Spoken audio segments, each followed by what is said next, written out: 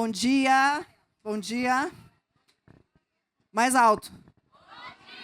Ok, gente, sou uma senhora de meia idade, eu preciso ouvir melhor, tá? Querem ficar mais pertinho? Quem tá mais longe, tá ok? Tá bom aí? Então, eu vou fazer a minha autodescrição antes de começar. O meu nome é Samantha Buglioni, eu tenho 49 anos, o meu cabelo tá ficando loiro, clarinho, não que ele fosse assim, mas a idade faz a gente mudando e mudando de cor. Quem sabe do que eu estou falando me entende, certo? Eu tenho uma altura média, eu estou vestindo uma saia de tule azul, branquinha com as pontas azuis, estou de tênis, uma blusa branca e um chale azulzinho e eu estou usando um óculos escuro preto. A ideia dessa mesa que eu vou compartilhar com o Abdul é a gente discutir continentes, diferenças, religiões e isso que nos convoca hoje sobre este outro, né? Este outro que conversa com a gente. E este outro que às vezes somos nós mesmos, nos estranhamentos que nos percorrem. Então eu vou passar a palavra para o Abdul, que é de Burkina Faso, está aqui pela primeira vez conosco no Flipossos, e aí ele vai se apresentar e também vai fazer a sua autodescrição. Bom dia. Espero que está tudo bem com todo mundo. Eu sou Abdul Fattah Sawadogo. Eu sou de Burkina Faso. Isso, Fatal. Meu nome é um nome composto, Abdul Fattah. Então,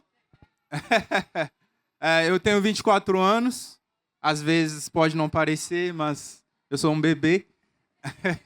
E eu sou de Burkina Faso, um país da África Ocidental. Eu moro no Brasil há 7 anos. Eu sou atleta profissional de futebol, ator, modelo e criador de conteúdo, onde eu falo sobre a questão imigratória, as travessias e as diferenças que podemos encontrar quando visitamos outros lugares nesse mundo maravilhoso que é a nossa terra. E eu sou preto, eu estou de óculos, eu tenho cabelo crespo, mas atualmente eu estou de dreads, que é o cabelo preto mais alongado, e eu estou vestido tudo de preto, dos pés à cabeça, com uma corrente feita de búzios, que é um instrumento muito espiritual na região da África Ocidental, onde fica o Burkina Faso. A proposta de hoje é a gente começar aqui uma discussão mais provocativa. Tem 2 filmes pequenos que eu quero compartilhar com vocês do projeto Trilhas de Memória que eu estou coordenando em Angola e a gente abre para conversa. Eu acho que o mais legal é a gente conversar junto. Vocês topam? Pode ser assim? Fica confortável? Se alguém tiver alguma questão e quiser interromper, porque às vezes tem uma ideia muito legal, levanta a mão que não tem problema. A gente interrompe. Não tem um protocolo rígido aqui. Certo? Então, eu gostaria, como o Abdul, ele vem de Burkina Faso. Todo mundo conhece, sabe onde fica Burkina Faso no mapa? Se pensar, consegue localizar? Que língua fala em Burkina Faso? Pois é, entendeu como é importante o Flipossos? Para a gente ter essa aproximação de algo que parece que é muito distante, mas é muito próximo. E eu queria começar a conversa com o Abdul deste lugar. Alguém que sai de Burkina Faso, vem para o Brasil, e eu queria que tu compartilhasse um pouco conosco do que tu identificou como semelhanças e como estranhamentos deste lugar de trânsito, desse corpo que transita entre lugares. O Brasil foi uma casa? Aonde que tu se sentiu em casa? E onde que tu te sentiu estranho nesse novo país?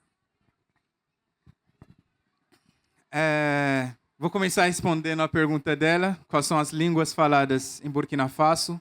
Em Burkina Faso temos uma diversidade de línguas. Temos mais de 67 línguas, mas a língua oficial de Burkina Faso é o francês. Então, a população, 100% da população fala o francês e cada etnia, cada região tem as suas línguas que são diferentes de todas as línguas que podemos imaginar.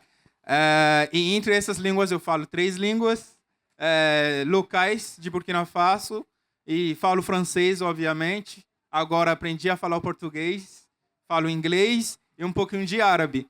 Então, O Burkina Faso é um país situado na África Ocidental, rodeado pelo Mali, Togo, Costa do Marfim, o Ghana e o Níger. E Burkina Faso foi uma ex-colônia francesa que obteve a sua independência em 1960. E desde então temos uma história muito legal de anticolonialismo, anti-imperialismo e de muitas lutas para a libertação do povo burkinabé. E quando eu decidi vir para o Brasil, na verdade, por uma questão profissional.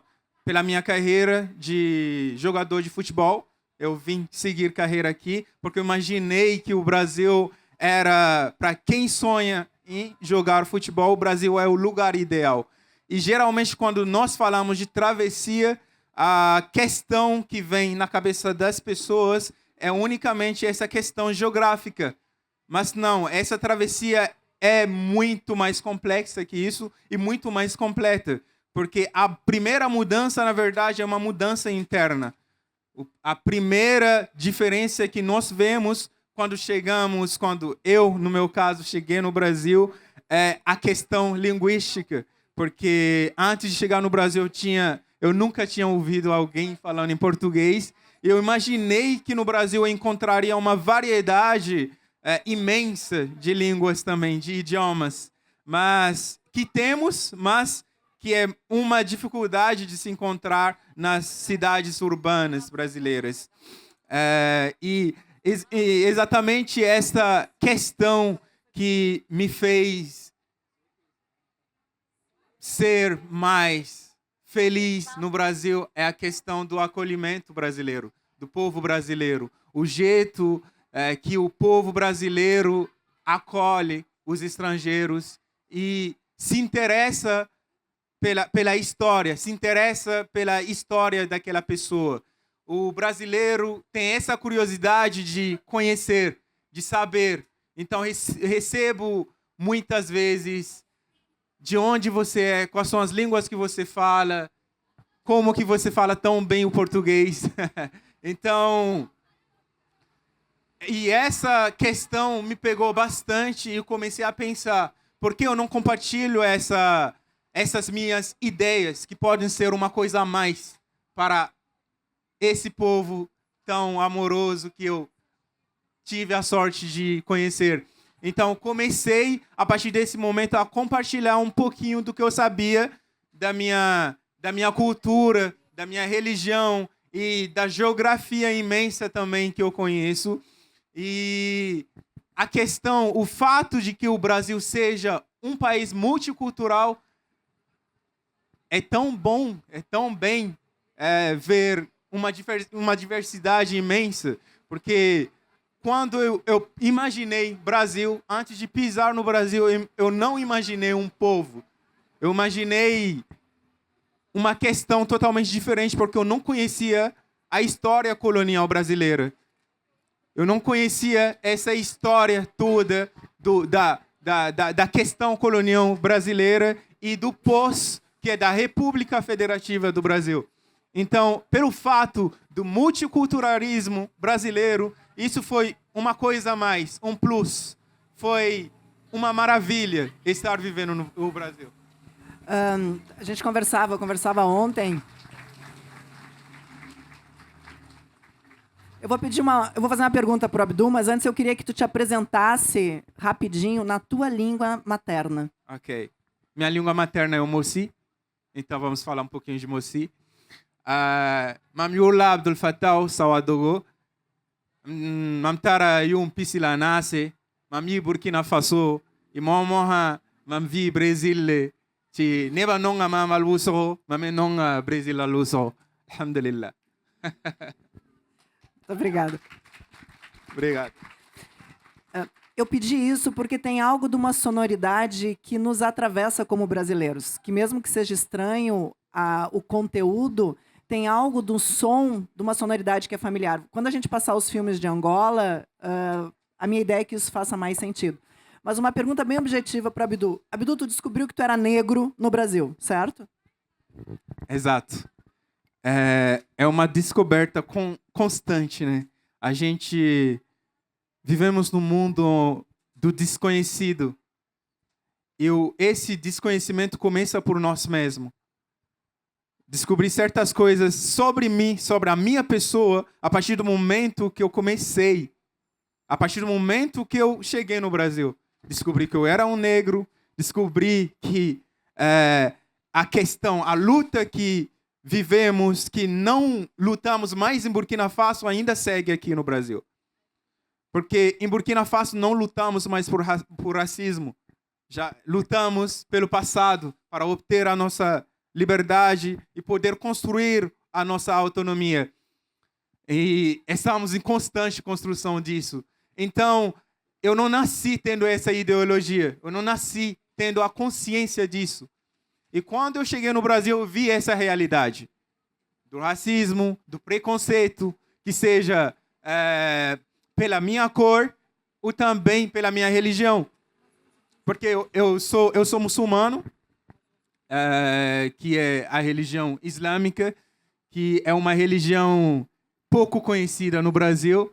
E Deixa eu só fazer uma pergunta. Todo mundo sabe o que significa Islã? O que significa Islã? A palavra mesmo. A palavra Islã. O sentido da palavra Islã. Quem sabe? Quem quer dar um chute? Pode estar, gente, não tem problema. Aqui a gente pode bater na trave, botar longe a bola. O futebol brasileiro já não é uma grande coisa mesmo. Eu estava querendo dar um Mondiaro pro Ronaldo, botar o Ronaldinho Gaúcho no detox e botar eles a jogar, porque eu acho que a gente ia ter mais esperança. É melhor. Né? Dá um Mondiaro pro Ronaldo, gente. Pelo amor de Deus, põe ele em jogo, né? Alguém quer chutar? O que significa Islã? Ninguém? Islã significa paz. A palavra. Então, acho que é importante a gente, né, ter essa percepção do quanto a gente também tem uma ideia pré-concebida sobre algumas coisas que são muito constituintes assim, de uma cultura que nos pertence também. Exato. Desculpa, continua, por favor. Ok. Voltando na questão racial, descobrir coisas sobre mim, sobre a luta do povo que tenham essa mesma ideologia, ou que queiram chegar a essa mesma ideologia que eu tinha antes de chegar no Brasil. Então, por isso que estávamos conversando ontem também sobre o outro, né? Eu sou o outro. Tem uma exposição em São Paulo, quem estiver por lá vale a pena, da ex-Devil, que é Eu Sou o Outro do Outro. Do outro. E, de certa forma, essa mesa é um pouco isso. Exato. Enquanto eu sou um outro do outro. E ela tem uma frase muito boa, que ela diz, eu me inspiro daquilo que tu te expira. E aí perguntam para essa artista de onde que vem as ideias dela. E ela responde, do outro. Absolutamente tudo que eu penso e crio surge da minha relação com o outro. Seja uma relação confortável ou desconfortável. Então, esse outro, islâmico, que se descobre negro, que vem de outro lugar, me inspira coisas, inclusive sobre mim. E esse é o barato desses encontros, na verdade, na minha perspectiva, né? Exato. Exatamente nesse lugar, o fato de estarmos sempre nos descobrindo, estarmos sempre não negando o que já fomos. E o que já fomos não é absolutamente somente sobre nós, é também sobre todos os nossos antepassados, tudo que veio antes de nós, tudo que faz parte da nossa história. E, por exemplo, quando falamos do Brasil, a história do Brasil é muito imensa. E a história do Brasil não começa a partir de 1500, que é uma coisa que eu aprendi muito aqui no Brasil e ouvi muito falar só pelo fato de termos contos a partir da chegada das caravelas em 1500. Então temos uma história bem antes disso, do povo originário desses territórios. E temos que nos lembrar também que fazemos parte dessa história. Fazemos parte da história dos povos indígenas que estavam aqui antes da chegada dos povos africanos, negros, e logo depois dos povos europeus. Então, temos que ter essa consciência desse multiculturalismo que temos aqui no Brasil. e abraçar todos esses fatos.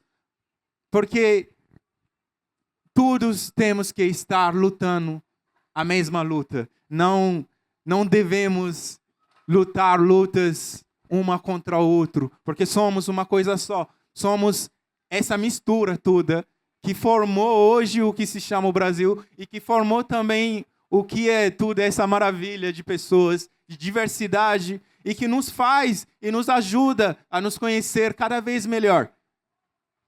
Nos conhecer quem somos nós. Eu tenho certeza que mais da metade de todo mundo que está aqui são frutos desse multiculturalismo, são frutos de diversos povos. Então, tem essa questão também de continuar se descobrindo independente de tudo. Tentar realmente conhecer o desconhecido, porque o desconhecido nunca está longe, está sempre perto de nós, mas às vezes esquecemos desse fato e achamos que ela está muito longe, mas não, está sempre diante de nós. Eu acho que é legal pegar esse mote e aí disso que nos constitui como brasileiros e passar os dois teasers, pode ser? E aí, a partir disso, a gente vai abrindo também para as discussões. Mas acho que esse encontro, isso que o Abdu está trazendo sobre esse outro, esse estranhamento, ele nos leva, nos convoca a pensar coisas muito delicadas. Então, por exemplo, tem pessoas aqui que têm outras habilidades que não, por exemplo, as minhas, do ponto de vista da forma de ver as coisas do mundo. Que não enxergam tão com os olhos, mas enxergam com outros lugares. Esse tipo de delicadeza e de perceber a diversidade faz parte desse multiculturalismo também, que não é só sobre elementos culturais que nós recebemos como herança, mas também como formas de estar e perceber o mundo. A consciência dessa diversidade é o que nos dá a possibilidade de construir novas narrativas, de construir e criar, por exemplo, novas literaturas, de perceber o mundo de uma forma muito mais, digamos assim, talvez divertida, para usar esse termo. Vou compartilhar com vocês dois pequenos materiais audiovisuais. Um é sobre esse projeto em Angola e o outro é um teaser sobre a rota transatlântica das pessoas que foram escravizadas e vieram para o Brasil, a partir de Angola. E aí a gente pode abrir também para as discussões. Pode ser?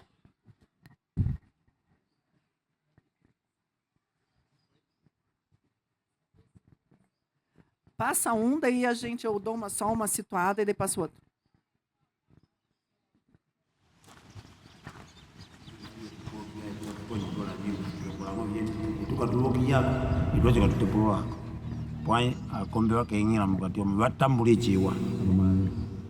Falei com os antepassados. De tudo que eles nos contaram, é tudo que nós também vamos contar à visita que estamos com ele.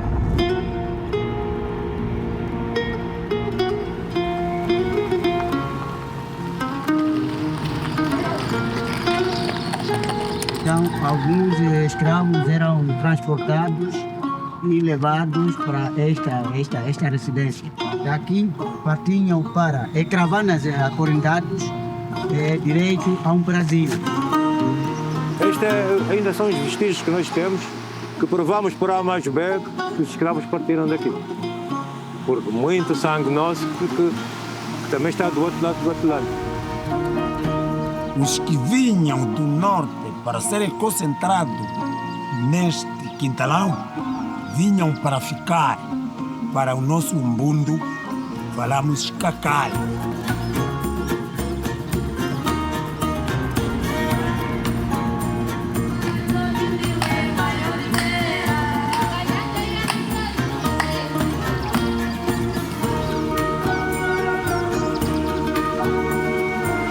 Deus fala nós, somos os que ficamos.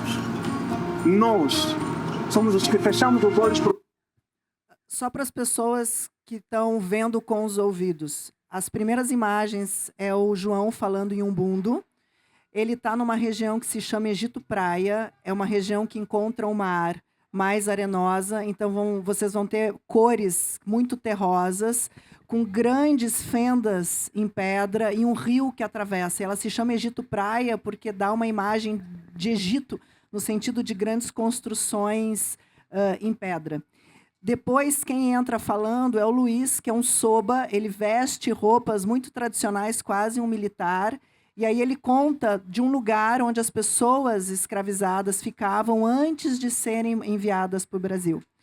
Depois tem uma fala na praia do tio Grilo, e o tio Grilo diz, esse sol, ele não fala isso, ele vai falar mais logo. Ele vai dizer que ele está na Praia Morena, em Benguela. A Praia Morena, em Benguela, ela é muito importante para todo brasileiro, porque ela é o lugar de onde os barcos saíam para cá.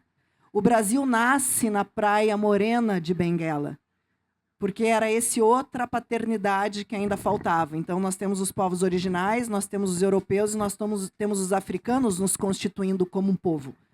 Então, nós saímos desta praia, desses restos locais. Então, o tio Grilo, ele está nessa praia, num pôr do sol, nos mostrando e dizendo, tem muito sangue nosso que está lá. E aí, agora vai ter uma fala do Pedro. O Pedro está em Luanda, que é uma cidade bem urbana. Todas as outras imagens são mais ou praia, ou mais rural, ou com mais natureza. Depois eu peço para interromper de novo e descrever. Os outros irem, tá?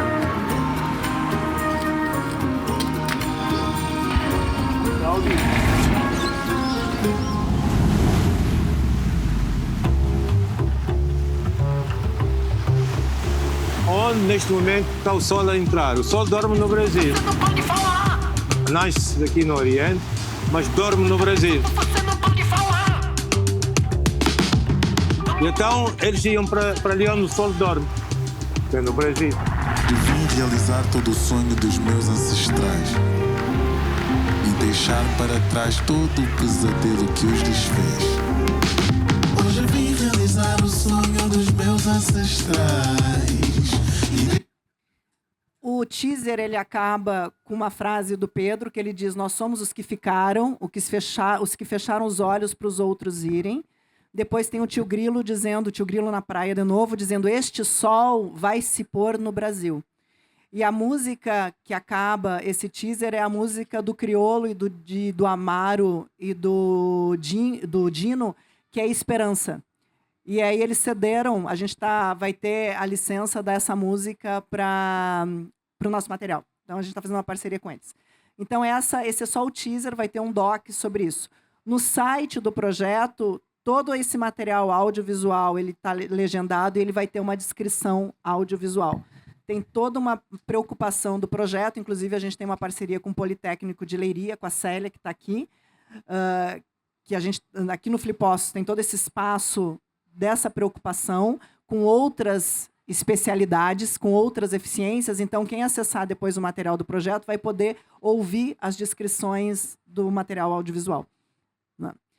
E o que é esse projeto? Daí tem agora um outro doczinho, pequenininho, de 6 minutos, 5 minutos, que compartilha um pouco a ideia do projeto, para situar ele.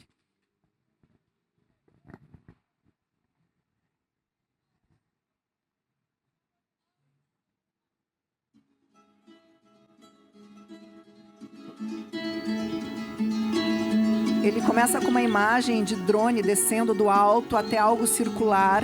Isso que é circular é um quimbo, é uma comunidade tradicional em Angola. As primeiras imagens são no deserto do Namibe, que é um dos desertos mais antigos do mundo, que fica no sul de Angola. Tem pessoas caminhando. O mais velho disse que quando você lembra os antepassados, também é algo que vai vir para a tua vida.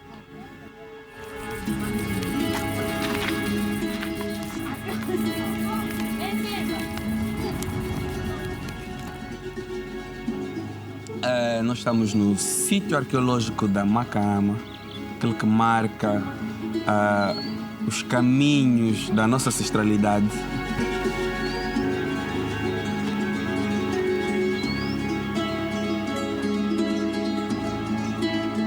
A história é transmitida de geração a geração.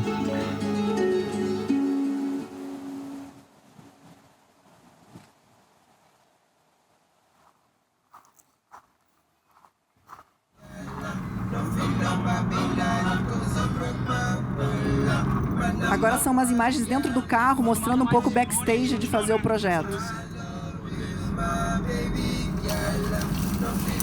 A gente está passando por arbustos, assim, bem com espinhos, o carro no meio. Basicamente, o que é o Trilhas? Trilhas de Memórias é a realização de um sonho. É dar voz a uma Angola silenciada há muito tempo. Trilhas de Memórias é isso, é falar de nós, sobre nós e para nós, essencialmente. Trilhas é um projeto de encontro.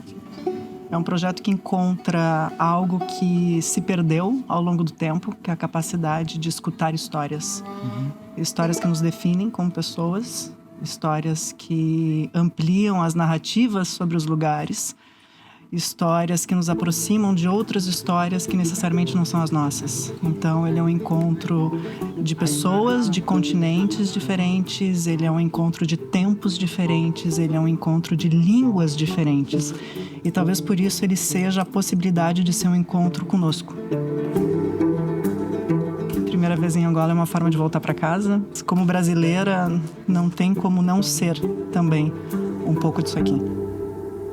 O Trilha de Memórias, ele objetivamente falando, é a criação de 6 novas rotas de turismo aqui em Angola, a partir do registro do seu incrível patrimônio material, especialmente a tradição oral. Mostrar para Angola mesmo e para o mundo as belezas desse país imenso e lindo. Um desafio que está alinhado com um compromisso. Como angolano, sinto que há um déficit muito grande da nossa identidade, da nossa história. Tens que te esforçar muito para encontrar informação. Sinto que tenho este desafio de tornar acessível a nossa história, a nossa identidade a todo o angolano.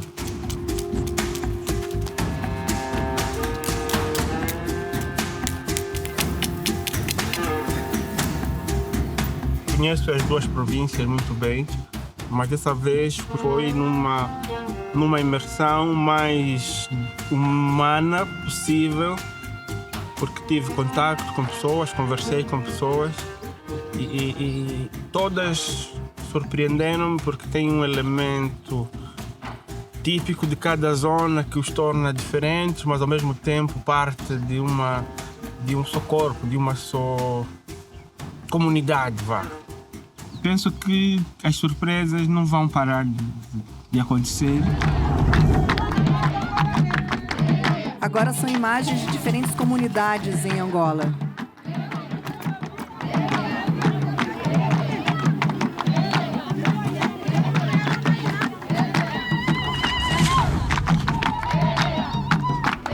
Tem um jogo de futebol com as crianças.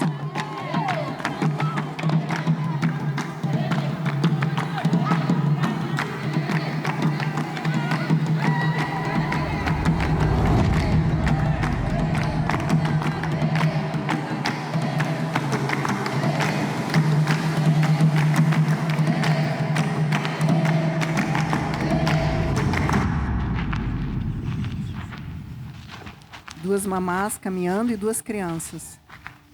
Como se caminhassem na nossa direção. E esse desvelamento nos permite, talvez, resgatar um encantamento.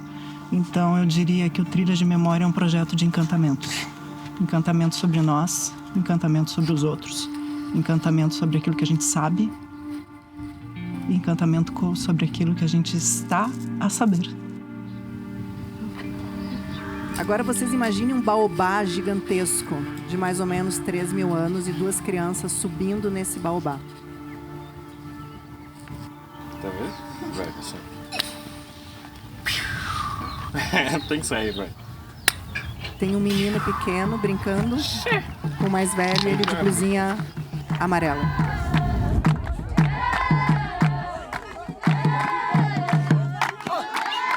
E o vídeo acaba com a frase: uma Angola, 6 rotas, muitas histórias, a memória como destino. Essa é a ideia do projeto. Então, a proposta em trazer o filme é porque essa mesa é muito internacional. Então, a gente tem Burkina Faso, tem Angola, tem esses que nascem no Brasil, tem várias especialidades na forma de estar no mundo. Então, se nós vamos falar em continentes e nós formos falar em fé, em consciência, né, nos pareceu estratégico fazer essa composição. Então, o que tu acha, Bidu? Abrimos para as pessoas para a gente conversar junto? Sim. Importante. Importante compartilharmos. Opa, obrigado. Importante compartilharmos isso aqui, que é muito memorável. É uma memória que se redescobre. Por exemplo, para mim, faz 7 anos que eu não vejo essas savanas, essas imagens realmente. Então, pode ser uma oportunidade de redescobrimento até para mim, que venho diretamente de zonas da mesma forma, mesmo sendo tão distante, porque a Angola é mais perto do Brasil do que do Burkina Faso. É muito distante. Mas, ao mesmo tempo, eu me reconheço vendo a Angola. E também eu me reconheço vendo o Brasil.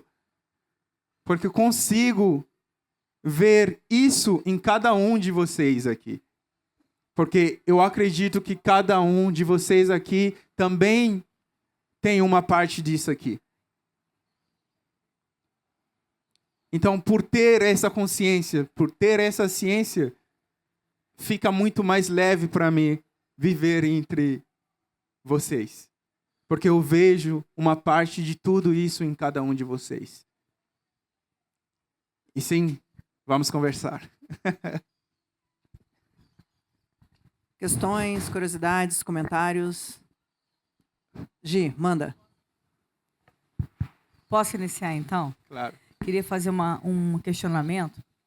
Diante da situação que nós estamos vivendo nesse mundo louco, cheio de conflitos, de guerras, etc. e tal, no fundo, a guerra que a gente está presenciando, né, Israel, Irã e toda a região ali no Oriente Médio e Líbano, etc., no fundo tem questões religiosas, a gente sabe disso, né?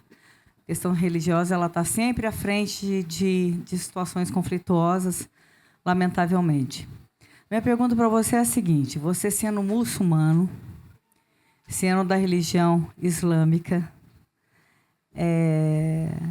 vivenciando e vendo tudo isso acontecer, como que é a sua relação com isso, como você enxerga essa situação e como você administra isso no Brasil? O Brasil é um estado laico, a gente sabe disso. Graças a Deus, pelo menos nesse sentido, a gente não teve ainda nenhum conflito religioso. Mas a gente sabe que o preconceito em relação ao Islã, ao muçulmano, existe em todas as partes do mundo, sobretudo nesse momento. Então, queria saber essa opinião sua sobre o que está acontecendo lá e como você vivencia aqui no Brasil essa situação, como você, no dia a dia, lida com isso e com as pessoas e com o preconceito também por conta da sua religião. Uau, essa questão é muito importante e falar disso também é muito importante. E como já falamos aqui, o Islã é uma religião e a palavra Islã significa paz. Assim como todas as religiões, o Islã prega a paz. E assim como em todas as religiões, tem pessoas, e todos concordamos aqui, que o ser humano não é perfeito. E como em todas as religiões, tem pessoas ruins, tem pessoas más, tem pessoas que decidam seguir o que é bom. Isso vale de cada indivíduo. Então, se uma pessoa comete o mal, não é por conta da religião da pessoa. É por conta da pessoa, por conta do caráter da pessoa. Então, temos muito esse fato de que quando uma pessoa que se diz muçulmana comete um crime, a sociedade, o mundo blama o Islã. o mundo coloca a culpa no islamismo. E não vemos isso, não vemos isso acontecendo com outras religiões, por exemplo. Por exemplo, quando falamos de escravidão, quando falamos dessa rota transatlântica, essa rota para a chegada do Brasil, ela foi cometida por pessoas religiosas no início. Mas ninguém blama uma religião pelo que aconteceu. Bidu, deixa eu só contar uma fofoca. Ok. Conversando lá em Angola, em Catumbela, com o Soba Luiz, ele falou uma frase muito forte, que ele diz assim: primeiro chegava a cruz, depois chegava a arma. E ninguém fala. Então eu queria aproveitar esse gancho. Então, ninguém é alecrim dourado, gente. Basicamente é isso que eu quero dizer. Tá? Então, isso aconteceu, né, baseada fortemente em uma religião que todos nós conhecemos hoje. Mas ninguém fala que o cristianismo é uma religião de guerra por conta de tudo que aconteceu. Eu não falo isso e acredito que vocês não. Então, mas infelizmente quando isso acontece por pessoas muçulmanas, o Islã é uma religião de guerra? Não. Então, esta é uma questão de consciência, é uma questão de nós olharmos para o ser humano. Nós sabermos que o ser humano tem falhas, independente da sua fé, independente do seu país, independente se teve paz ou não. Primeiramente, temos o caráter das pessoas. E quando falamos agora da guerra no Oriente Médio, é o mesmo cenário. É o mesmo cenário que está acontecendo. O mesmo cenário que aconteceu há 500 anos atrás, quando falamos, por exemplo, da Palestina, um país que está sendo invadida por quase um século agora, e nós vemos o que está acontecendo. E é infeliz, mas ninguém está culpando uma religião pelas atrocidades. Ninguém está culpando uma religião pelos crimes que estão sendo cometidos na faixa de Gaza. Estamos culpando um Estado. Um Estado que é baseado numa ideologia religiosa. Mas não estamos culpando. Conseguimos diferenciar a religião. Conseguimos diferenciar a religião do Estado. O Estado luta por interesses. O Estado luta pelos interesses do Estado. A religião é somente um motivo a mais. A religião é somente uma coisa a mais para ter um pouquinho de justificativa.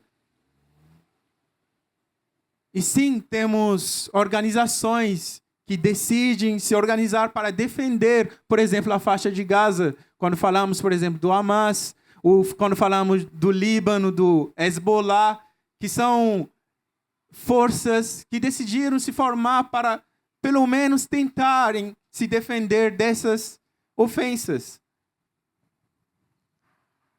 Se eu estiver na minha casa e alguma pessoa me atacar, eu vou ter que me defender. Mesmo que eu saiba que eu não tenha o poder para me defender.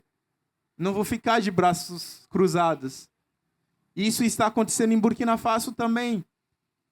Quando pedimos pela nossa liberdade, quando pedimos pela nossa autonomia, quando pedimos para pelo menos ter a nossa própria moeda. E estamos em constante combate contra o imperialismo. Então, é uma questão imperialista, não é uma questão religiosa. São estados buscando ser melhores e usam a religião como uma arma. Mas, na verdade, somos todos iguais, só temos uma fé diferente. Somos todos iguais. E a fé não deve ser um motivo para entrarmos em guerra. O único motivo para esses estados entrarem em guerra são interesses capitalistas. Só pegar um gancho do início da fala da Gisele, que ela fala o Brasil como um Estado laico. A importância de ter objetivamente um Estado laico é essa possibilidade de uma diversidade de perspectivas do mundo se realizar. Quando um Estado adere a uma única religião, por mais confortável que isso seja eventualmente para uma maioria religiosa, é muito perigoso, porque o Estado vai dizer o que você pode crer e como você deve ver o mundo. Então, defender um Estado laico é defender a possibilidade das pessoas olharem para o mundo da forma como elas avaliarem ser a melhor forma. E o que é muito interessante é que todo o processo colonizador do mundo e todas as grandes guerras nunca foram feitas por locais em que havia uma diversidade religiosa, em países teocráticos. Nenhuma comunidade original de religiões originais africanas, vocês não vão ver alguém do Ifá, da Macumba, do Candomblé fazendo guerra e impondo a sua perspectiva religiosa. Vocês não vão ver alguém Assurini do Norte, alguém Guarani do Sul, dizendo que aquela crença na natureza é a crença que todos devem crer e em nome deste Deus eu vou matar você. As religiões que estão vinculadas às pessoas, né? Ou melhor, usando a delicadeza que o Abdu me disse, as pessoas que impõem as suas perspectivas são de religiões monoteístas. Essa uniformidade, ela nos engessa, ela nos tira a capacidade de empatia, de perceber o mundo. Ela tira a nossa qualidade de desenvolver outras especificidades e outras habilidades. Então, só para pautar isso, porque a gente está em época de eleição e eu acho que é muito importante a gente estar atento a isso. Então, às vezes, é importante eu eleger alguém que me cause desconforto subjetivo, mas eu sei que ele vai defender algo que é uma garantia para que todos possam continuar sendo quem são, acreditando naquilo que lhe parece mais confortável. Eu não tenho que gerenciar nas coisas que as pessoas acreditam, eu não posso gerenciar as pessoas que as pessoas amam, eu não posso dizer quem você pode e não pode amar. Da mesma forma, eu não posso dizer qual que é o seu Deus. Isso é algo de um espaço muito particular e subjetivo da história de cada um. Essa mesa, essa tentativa de mostrar o quanto esse colorido da diversidade é urgente de ser protegido.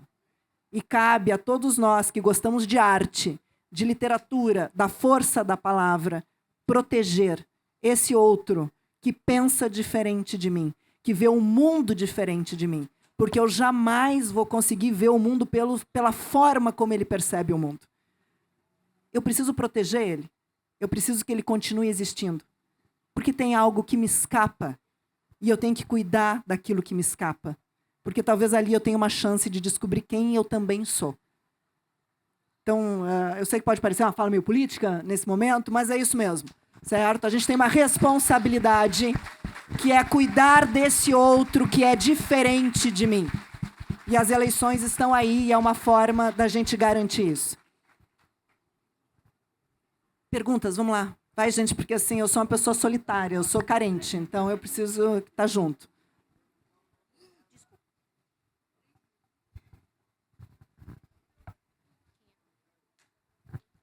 Bom dia. Bom dia. Abdu, a gente aqui no Brasil normalmente tem uma imagem muito pálida, muito distante de países africanos. E Burkina Faso talvez seja uma exceção em que a gente recebe, pelo menos para uma parte grande dos brasileiros, como referência figuras como Thomas Sankara, ou Sankara, por exemplo, Ibrahim Traoré. E eles deixam lições muito importantes da luta anticolonial. Então, eu gostaria que você comentasse, né, sobre essa luta anticolonial no seu país e que outras lições a cultura de Burkina Faso poderia deixar para nós no Brasil, que nós podemos aprender com a cultura de vocês e também com essa questão da luta anticolonial tão importante do seu país. Ai, que pergunta linda.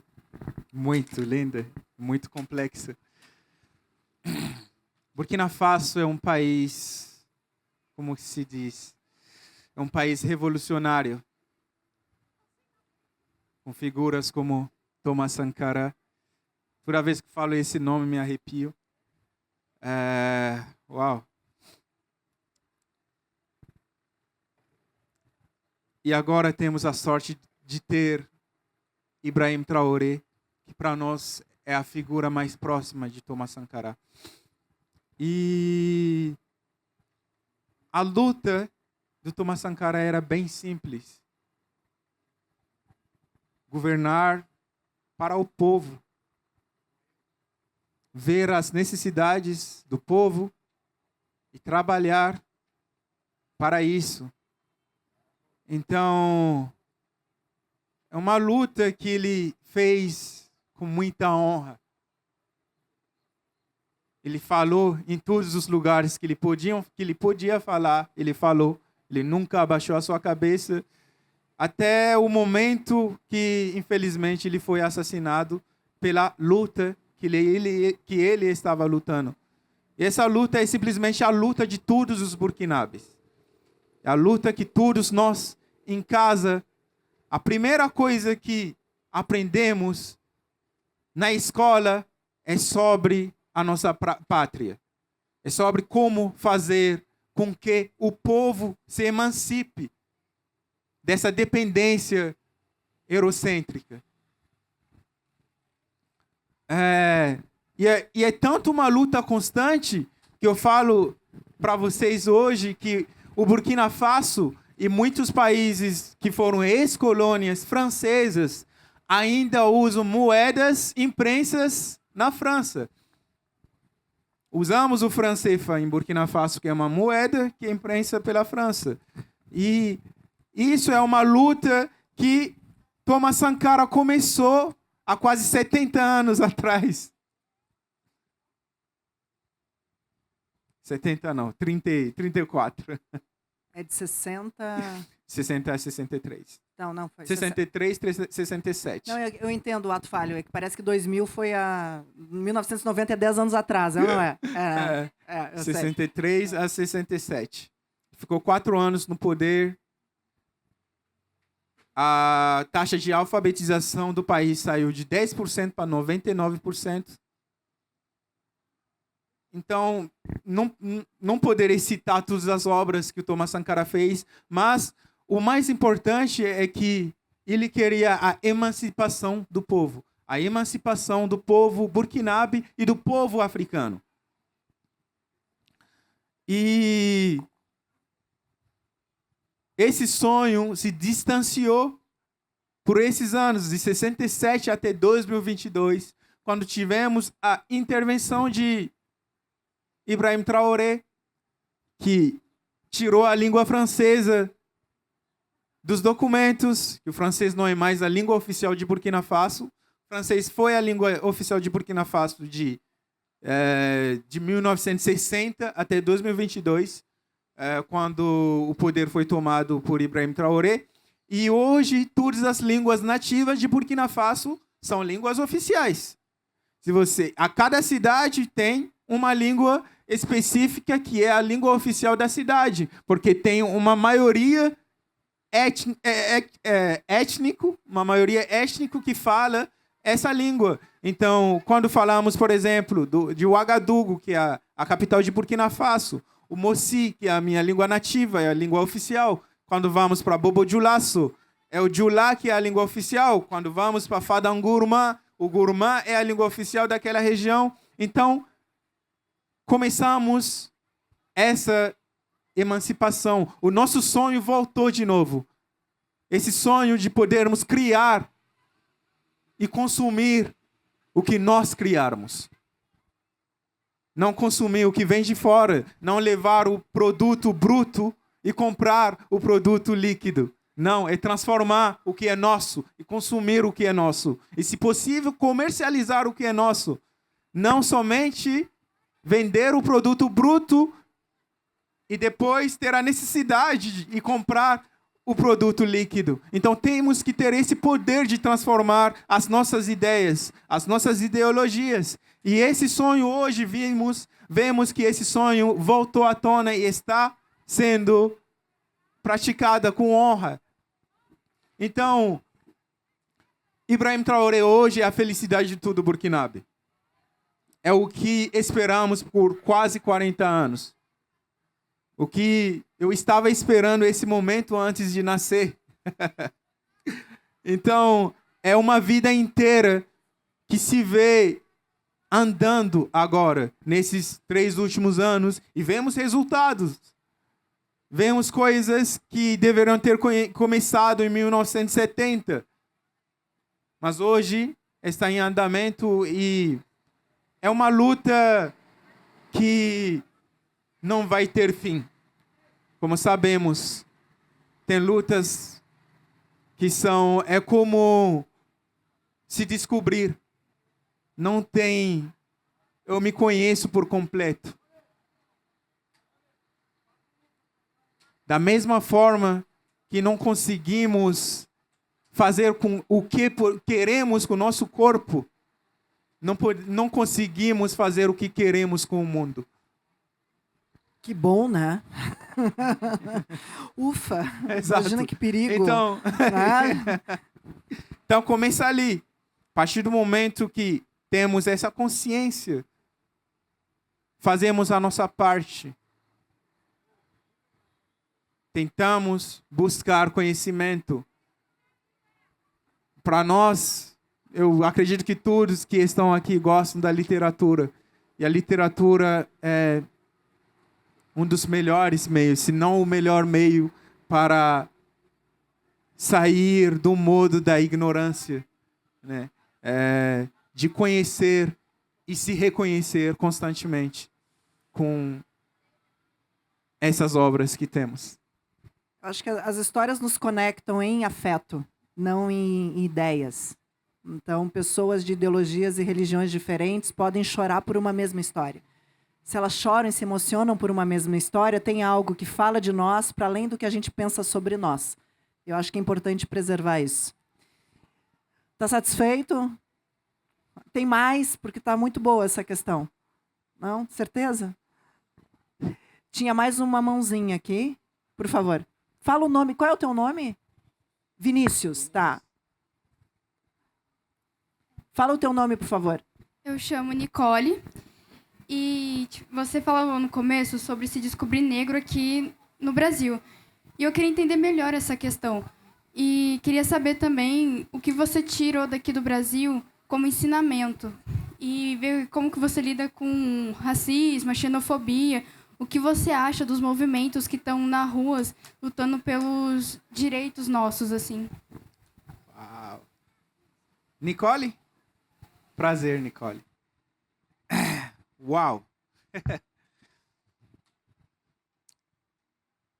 Se descobrir negro aqui no Brasil foi uma das melhores coisas, porque consigo saber que a luta não terminou.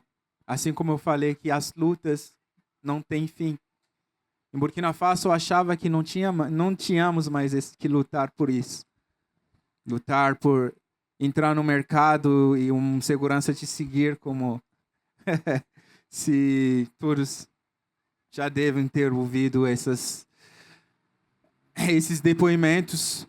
Mas isso foi uma das melhores coisas que aconteceu comigo. Saber que eu sou negro. Porque eu não sabia que eu era negro. Eu achava que eu era só uma pessoa normal. Mas não, eu sou uma pessoa normal, sim. Mas também sou negro. Então, eu descobri isso aqui. E a forma que isso me tocou foi muito diferente. Porque eu entendi que eu poderia somar nessa luta. Poderia somar nessa luta né, da população negra brasileira, porque eu já tenho uma experiência de não lutar por isso. E por conta disso, que a forma que eu lido com isso é muito diferente da forma que o negro brasileiro lida com essas questões. Porque eu diria muito simples que eu não ligo muito. E é muito difícil para um brasileiro não ligar por racismo. Para nós é automático, é quase um reflexo não ligar porque não nascemos nessa sociedade. Não nascemos, não crescemos numa sociedade que age dessa forma. Então, no começo é estranho. Mas depois você liga aos fatos, liga às lutas e consegue enxergar uma coisa bem maior. Consegue enxergar que a luta, uma questão dessa luta está bem à frente aqui, que é o fato de realmente estar conseguindo se inserir na sociedade. E quando eu falo que essa luta deveria ser uma luta de todos os brasileiros. Porque, repito mais uma vez, todos os brasileiros têm uma porcentagem de tudo que formou o Brasil. Isso inclui a população negra brasileira, a população africana, afrodescendente brasileira. Deixa eu pegar esse gancho. No vídeo tem um dos câmeras, ele participou de um evento e perguntaram para ele qual que era a percepção dele de racismo. E ele disse: o racismo não é um problema meu. E ele é negro, né? O Celestino. Ele disse: não é um problema meu porque isso é uma invenção dos brancos. O meu problema é criar estratégias para que as pessoas de onde eu convivo, as pessoas que eu amo, tenham mais condições de acesso à educação, à arte, à cultura, à integridade física. Então, o racismo do Brasil é um problema nosso, de quem inventou essa palhaçada. Da mesma forma que o machismo não é um problema das mulheres. Homens, hashtag, vocês que lutem. Não é alguém que está numa situação de vulnerabilidade que tem que ensinar alguém a tratar com delicadeza. Então, o problema do machismo é a omissão dos homens bons. Da mesma forma que o problema do racismo é a omissão dos brancos bons. O problema do mundo é a turma do bem, não é a turma do mal. É o silêncio da turma do bem. Porque a turma do mal está lá, a turma do bem está quieta. Então agora as Nações Unidas, pela primeira vez, promoveu a escravidão como o maior crime contra a humanidade. Quem que votou contra? Estados Unidos, Argentina e Israel. Adorei, porque os caras se posicionaram. É a turma do mal, está dizendo aqui, ó, a gente não gostou disso. Quem que silenciou, se omitiu da votação? Todos os países que enriqueceram com a escravidão. Portugal silenciou, França silenciou, Inglaterra se abstiveram. A turma do bem, quando silencia, cria o mal. Quem que votou a favor? Brasil, ufa, né? Estamos tranquilos nesse sentido. Então, sim, numa votação acirradíssima, hoje a escravidão é o maior crime contra a humanidade. Isso significa o quê? Vamos olhar por outra perspectiva. Que a África, que toda essa cultura é um bem da humanidade, que importa a todos. Que quando viola algo dessa natureza, viola a nós. Então, é fácil a gente falar que estudar filosofia grega cabe a todo mundo, não é? Alguém estranha algum negro, algum japonês estudando filosofia grega? Alguém fala, mas tu não é grego. Alguém fala essa bobagem? Alguém fala isso? Vou estudar o Império Romano. Não, tu não veio de Roma, tu não é italiano, tu não tem lugar de fala. Isso é uma imbecilidade. Isso é uma estupidez. Por quê? Porque isso é um bem de toda a humanidade. A gente é construído por uma estrutura judaico-cristã, romano-germânica. Mas não só. A gente é constituído por uma cultura africana de diferentes lugares. E o Brasil, especialmente, Congo-Banto, Sociedade Nagô, Yorubá, Jefé. Estudar isso é uma responsabilidade de todos nós. Porque nós somos isso. Quem é que gosta de tango argentino aqui? Tango argentino do Piazzolla só existe por conta da batida Congo-Banto. Ele não criaria aquele tango se não fosse isso. Gaúcho que toca milonga, desse estado branco, a milonga só existe por conta da batida Congo-Banto.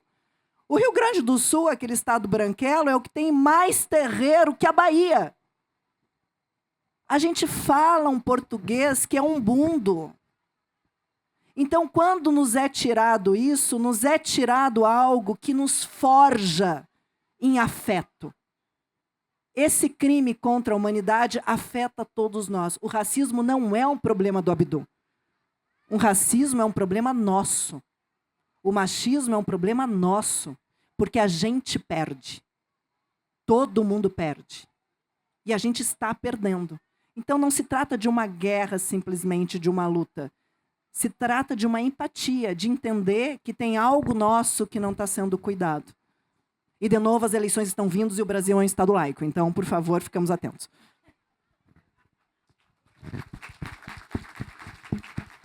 A Gisele está aqui me olhando com uma cara de brava. Como é que está o nosso tempo?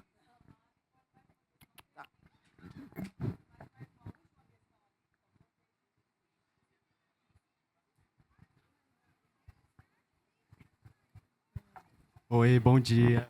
Bom dia.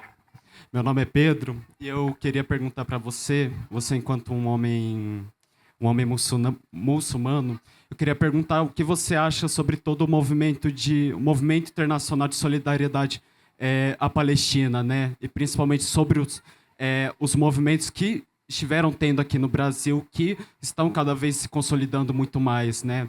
E principalmente nesse contexto que a gente tem ataques muito constantes a esses movimentos de solidariedade, principalmente do projeto de lei da Tabata Amaral que para o antisionismo a antissemitismo, né? Que é uma desculpa total assim, para criminalizar o movimento de solidariedade palestina e criminalizar as críticas do Estado nazi-sionista e genocida do Estado de Israel, né? Então, eu queria saber o que você acha sobre todo esse movimento, principalmente aqui no Brasil, dos movimentos como a Federação Árabe Palestina, a FEPAL, e até outros partidos como a Unidade Popular que estiveram, principalmente os principais movimentos que estiveram à frente desse movimento aqui no Brasil. Mas é isso.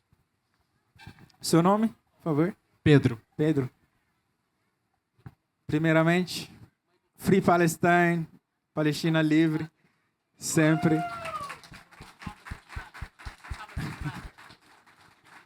E é basicamente o que ela acabou de falar.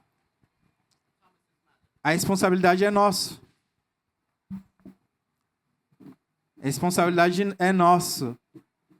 Nós devemos falar sobre. Nós devemos. A luta, nós temos que lutar essa luta. Não é uma luta só dos palestinos.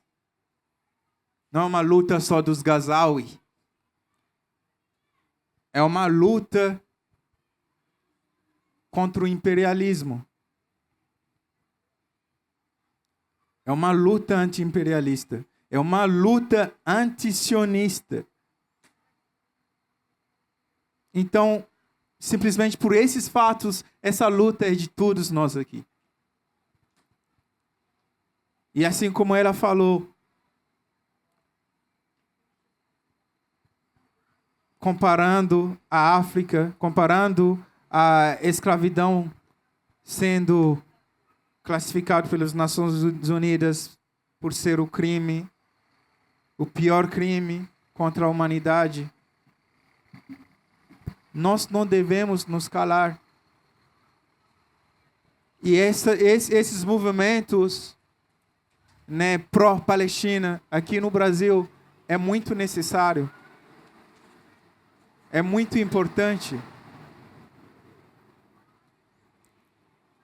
E é muito mais importante ainda porque estamos vendo a realidade.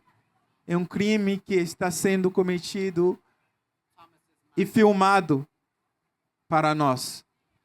Todos aqui devemos ter visto imagens horríveis desse genocídio cometido pelo Estado de Israel. Então, sempre vai ter essa parte do mal querendo fazer com que nós nos enxergamos como mal. Mas temos que ter essa consciência do que estamos fazendo. Temos que ter essa consciência da luta que estamos contra. Estamos lutando pelo imperialismo. Estamos lutando contra o sionismo. Isso já basta. Não estamos lutando somente pela Palestina livre. Estamos lutando por um mundo mais ético.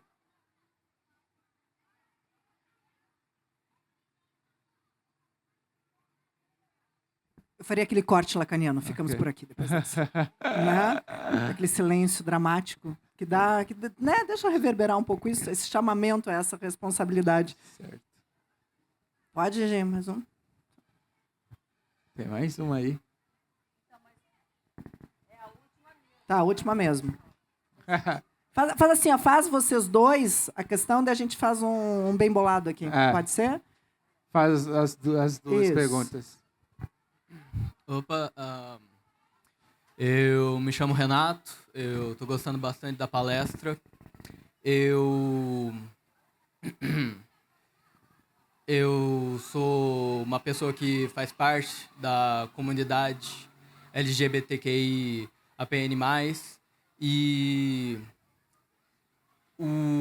eu vou falar isso de um jeito bem claro e fácil, que eu tenho certo medo do islamismo, porque não sei se é por um efeito de redes sociais, um efeito da guerra mesmo, mas eu vejo não só o islamismo, mas em inúmeras religiões, e eu já viajei para vários lugares, já vi mesmo, um extremismo mais forte se consolidando e se tornando cada vez mais presente durante a nossa atualidade.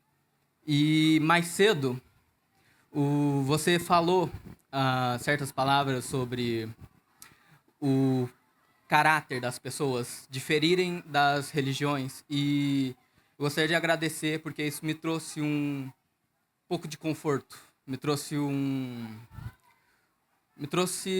mais esperança, porque eu tenho certo medo do islamismo, porque a gente tem países teocráticos que seguem leis como a da Sharia, que são violentas, que seguindo ela seria morto. E eu, como ser humano, eu sinto medo pela minha vida, sinto medo pelos meus iguais, pelas pessoas que eu conheço, pelas pessoas que eu amo, e sempre que eu vejo isso pelas redes sociais, notícias, vendo dentro de mesquitas líderes religiosos muçulmanos falando que a ira de Deus caiu sobre nós por conta de homossexuais, por conta de mulheres que não seguem as leis, que não usam o hijab, eu me esforço, eu não me deixo acreditar que o mundo é preto e branco, que só existe um lado mal, um lado bom, e eu acredito que o que eu presencio nas redes sociais, o que aparece para mim, é um extremismo que se consolidou por conta da guerra da Palestina e de Israel, que o que eu consegui ver até agora foi sobre essa guerra. Sim, é que se tornou um ciclo de violência. E eu queria perguntar para você, como um homem adepto ao islamismo, um muçulmano, eu queria perguntar qual é a sua visão sobre tudo isso, sobre essas diferentes visões, extremismos, lados, e como tudo isso se consolida. Se você tem mais palavras para poder deixar um pouco mais tranquilo sobre isso, porque certo medo eu tenho, e eu quis falar, foi mais como um desabafo, eu demorei um pouco para pensar na pergunta, mas é isso. Eu digo que esse é um bom termômetro quando um espaço ele realmente é acolhedor, que as pessoas podem expor objetivamente, sinceramente, diretamente aquilo que lhe passa. Então, muito obrigada. Sim, tem mais uma... Tudo bom? Tudo. Eu me compadeço com Nome? você. Daniele. Eu me compadeço com você porque a sua história é muito parecida com a do meu pai. Meu pai vem de Santiago de Cuba, veio para o Brasil, E ele também não sabia o que era o racismo.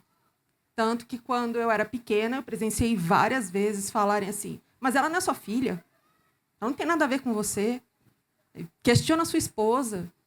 Então, meu pai falava assim, mas por que não é minha filha? Só porque existe essa miscigenação entre a minha esposa, minha mãe é loira, e meu pai preto, e acontecia de muitas pessoas duvidarem disso. A minha irmã já é mais morena do que eu, mas eu nasci mais a minha mãe. E quando você estava falando tal de não saber o que é racismo, meu pai também não sabia. Mas a minha pergunta é rápida. Como é que foi aprender o português aqui? Por conta de fonética, gramática, conjunção? Você está aqui no Brasil, acho que desde quando? 22? 19? Porque eu vi uma reportagem sua no Globo Esporte há um bom tempo atrás. Aí eu queria saber como é que foi essa introdução do português para você. Eu quero que tu responda as duas questões, mas eu só quero falar uma coisa bem rápida. Sim, a gente tem que sentir medo na perspectiva de que as pessoas livres, elas apavoram. As pessoas livres assustam. E o corpo do outro sempre foi um objeto de colonização e gestão quando eu tenho medo desse que desperta coisas sobre mim. Então, a sexualidade das mulheres, a sexualidade em geral, ela sempre é um objeto e uma moeda de negociação, porque ela desvia a nossa atenção. Quando eu transformo um outro no inimigo, eu paro de pensar em mim. Porque cá entre nós, né, é quase a fofoca. Deixa eu falar com quem o outro está saindo, com quem, o que ele está fazendo do corpo dele, que eu não preciso estar preocupando onde é que está o dinheiro público. Eu não preciso estar me preocupando como é que está a gestão de casa, porque eu estou preocupada com a felicidade desse outro, que uma vez livre me incomoda. Então, a sexualidade sempre vai ser uma questão, os corpos das mulheres sempre vai ser uma questão, as pessoas que têm coragem de amar quem elas querem amar sempre vai ser uma questão. Então, de novo, a insistência. O problema talvez não seja as religiões monoteístas, seja o uso dessas narrativas para impor estratégias de narrativa única para esse controle que, uma vez, né, como já disse Foucault, corpos dóceis são muito fáceis de serem gerenciados. Ok, vou continuar na mesma linha dela. O islamismo é uma religião solitária. Então, é uma religião que você não precisa de alguém para te ensinar alguma coisa ou te dizer o que fazer. Entende? Com o seu corpo. Isso é errado. Então, nós temos que lutar muito por ter que conseguir diferenciar a religião dos governos, a religião dos estados. Porque, por exemplo, eu acho que no Afeganistão tem essas leis.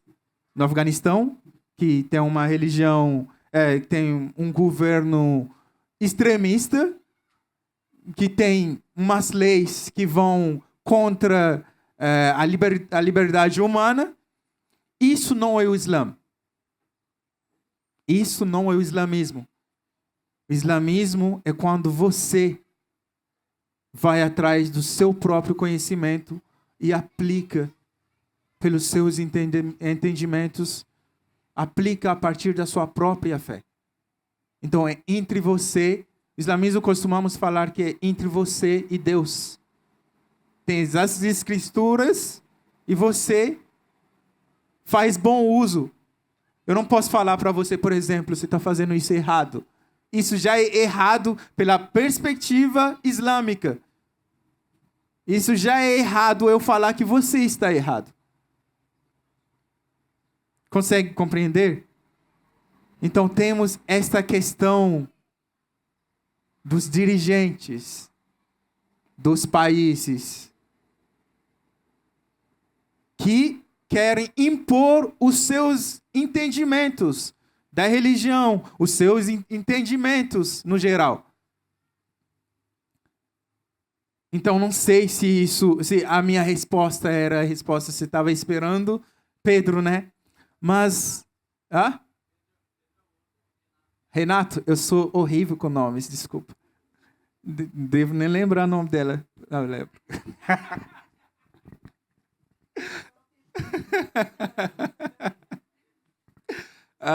Então, tem essa questão dos dirigentes e tem essa questão religiosa. E nós temos que separar muito. E chega muitas notícias, sim, pela internet, pelas redes sociais, mas a partir do momento que chega essas informações, eu sei que é muito difícil separar do que é o que, mas tem essa questão, sim, religiosa, que ninguém é fiscal de ninguém, sabe? É meio assim.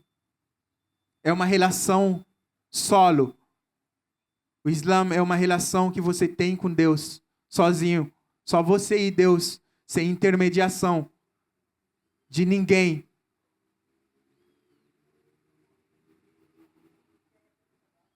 E aí... Obrigado por ter feito essa pergunta, viu? E a pergunta dela você deve ter me visto lá no Globo Esporte, por conta do futebol, né?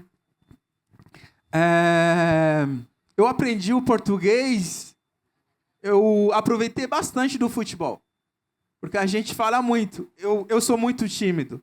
Eu estou conseguindo me expressar mais ultimamente, durante os últimos 2 anos, estou conseguindo. Mas o futebol me ajudou bastante a falar o português. E também eu fiz teatro, então a fonética do teatro me ajudou muito também na questão de aprender o português. Porque eu lembro que eu fiz só 2 meses de curso de português e eu estava percebendo que tudo que eu estava aprendendo no curso eu já sabia por conta do futebol. Porque eu conversava muito. Tudo que eu não entendia, eu perguntava o que é isso. E as primeiras coisas que eu aprendi foi palavrões, porque no futebol vocês já sabem, né? É muito palavrão. Mas eu consegui, de um certo modo, aproveitar também do teatro para... lendo muito, porque eu leio bastante. Então, isso me ajudou muito também, a leitura, mesmo no começo sem entender nada. Segui lendo e tentando entender. E a questão do teatro e do futebol. Na verdade, eu aprendi o português no dia a dia, junto com essas pessoas maravilhosas que vocês são. Vocês que me ensinaram o português. Não, o português não, o brasileiro. Porque português eu não falo brasileiro. Bom, eu queria agradecer, né, essa maravilhosa mesa. A Gisele, como é usual, sempre permitindo encontros, né, muito bem organizados, trazendo essa diversidade. Queria pedir para encerrar que o Abdu se despedisse na sua língua materna.